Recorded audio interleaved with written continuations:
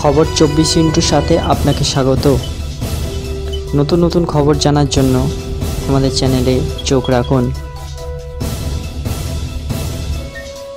সম্প্রতি বাংলা সহ গোটা দেশ জুড়ে ওষুধের গুণমান পরীক্ষা চালায় central drugs standard control organisation বা CDSCO। সেই পরীক্ষাতে খোদ জানুয়ারি মাসেই ডাহা ফেল করেছে মোট 93টি ওষুধ।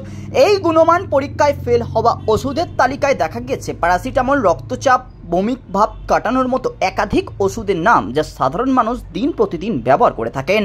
এবার সেই ফেল করা ওষুধ নিয়ে আসরে রাজ্যের স্বাস্থ্য ভবন। CDSCOর গুণমান পরীক্ষায় ফেল করা ওষুধগুলিকে নিয়ে সতর্কবার্তা জারি করলো তারা। সেন্ট্রাল মেডিকেল স্টোরকে রাজ্যের প্রতিটি হাসপাতাল থেকে গুণমানে উত্তীর্ণ না হওয়া ওষুধ সরানোর নির্দেশ দিয়েছে স্বাস্থ্য ভবন। পাশাপাশি একটি বিজ্ঞপ্তি জারি করে রাজ্যের হোলসেলার ও খুচরো ওষুধ ব্যবসায়ীদের এই ফেল করা ওষুধ বিক্রির বন্ধের নির্দেশ দিয়েছেন স্বাস্থ্য সচিব। তবে শুধুই নোটিশ দিয়ে কিন্তু ক্ষান্ত হননি তারা। জানা গেছে বিজ্ঞপ্তি জারির পরেও কোনো খুচরো ব্যবসায়ী বা হাসপাতাল এই ফেল করা ওষুধ ব্যবহার করছে কিনা তাও খতিয়ে দেখতে পরিদর্শনে নামবে রাজ্যের ড্রাগ কন্ট্রোল। যদি কেউ সেই বিক্রি বন্ধের নির্দেশিকা অমান্য করেন, সেক্ষেত্রে তাদের বিরুদ্ধে আইনানুগ ব্যবস্থা নেওয়া হবে বলেও জানাচ্ছে স্বাস্থ্য ভবন। ব্যুরো রিপোর্ট, খবর 24/7।